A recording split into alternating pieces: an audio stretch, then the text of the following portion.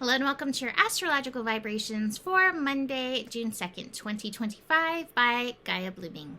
I'm Mimi and our energy mantra for today is my mind helps me expand or contract and I get to decide which way I'm going. Let me be maybe not the first to say rabbit, rabbit, rabbit to you. I posted rabbit, rabbit, rabbit to you, but as I just did the June month ahead for my patron group, I feel like we could use some extra rabbits. So bring on the rabbits for some luck. And today we have I would say an interesting astro day because of the layers that we have, the mental layers that we have. So on Sunday, we had the moon move into Virgo. And today, our only main transit is the sun and the moon squaring. Now, it's interesting to me when we have the sun in Gemini and the moon in Virgo, because both of these are Mercury ruled. And so there's really strong mercurial energy coming in for this, or coming in for us with this. And it's interesting because they use the Mercury energy differently. Like Gemini is like, ooh, what's that? Ooh, what's that? Ooh, what's that? Ooh, shiny. Ooh, I like that. Ooh, I like that. I'm going to go in this direction. I'm going to go in that direction. I'm going to do all the things. And we need that. We need the curious. We need the interest. And Virgo, I'm actually hearing Virgo as a Squidward in this moment. I don't look at Virgos as a Squidward, but I'm just hearing the Squidward of the Virgo. If you ever watched SpongeBob, so funny, who's like, I'm just going to do this. I'm going to play my clarinet. I am just going to focus on this one thing. This is displeasing me. Now, to be fair, there's other layers of Virgo, right? But Virgo brings focus. And it really does not have time for the SpongeBob shenanigans that Gemini can be. Like, oh, a butterfly. And so we have this square. And you may find both parts coming up today. The Gemini energy is pretty strong right now, being that we have the Sun, Mercury, and Jupiter all in Gemini. And so the idea of like seeing a pretty flower or whatever is shiny and catching your eye is definitely strong in the atmosphere. And yet our emotions are feeling a little bit more locked down. Like, I need to do this. I need to focus on this. This isn't really looking the way it's supposed to look. Now I want to remind you that Virgo, while it can get pulled into hyperfocus and while it can also be critical in its energy, it has healing benefit for us. So that might be one thing that you want to ask yourself, especially if you were getting pulled into the critical orbit. Is there something in here that is healing for me? Whether it's something that can be healing for you or something that you can also do that would be in the realm of healing, right? This also can help on a mental level because Sun et al. In Gemini can be all over the place, but really is when we can bring our focus that we can find healing. Now, it's also interesting because the mind also tells stories, and we don't need to believe everything that it says, whether it's coming from Gemini or Virgo. Both think that they know it all, and both have a lot of information, but both may also be missing deeper layers.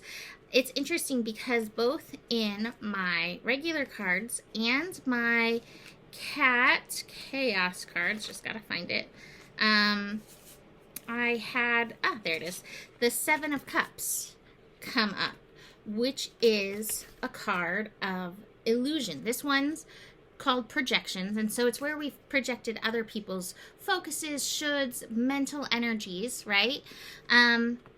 But this one just, it kind of shows like there's a lot going on in the cosmos. And so you can use your mind to use your illusion to create, but also watch where you've been projected upon in and through this energy. Is the way your mind working? Is that where you want to go and how you want to use it? Let's look at the other cards.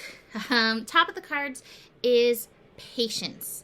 And so we may need patience, especially if we are feeling the like hurry, hurry, hurry of the Gemini, or even the you're doing it wrong of the Virgo energies.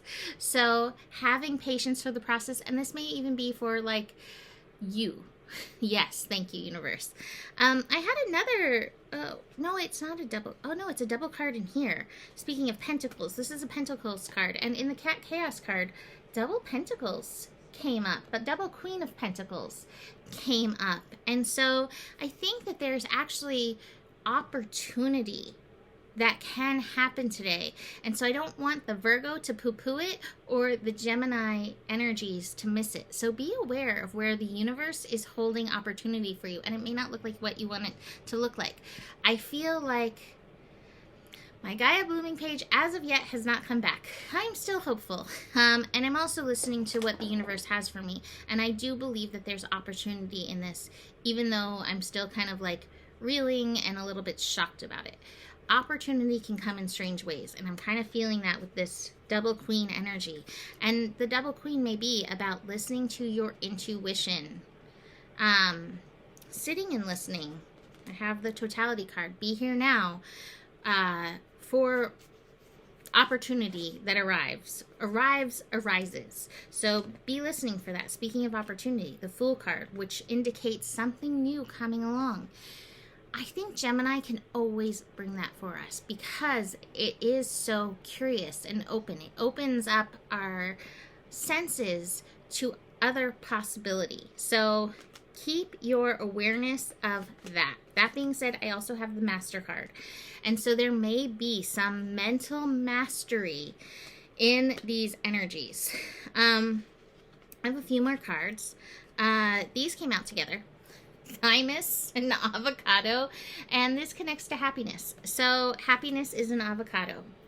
So there you go. Today may be a good day to indulge in avocado. I love that there's some random things in there. Six of Pentacles. Again, this feeling of opportunity coming from somewhere where we may be very unaware. Look, her eyes are covered. And yet, what does that say right there? New badass, I think is what it says. Yeah, but opportunities that were maybe hidden from you coming up. Be open to them. And we have Pansy showing up again.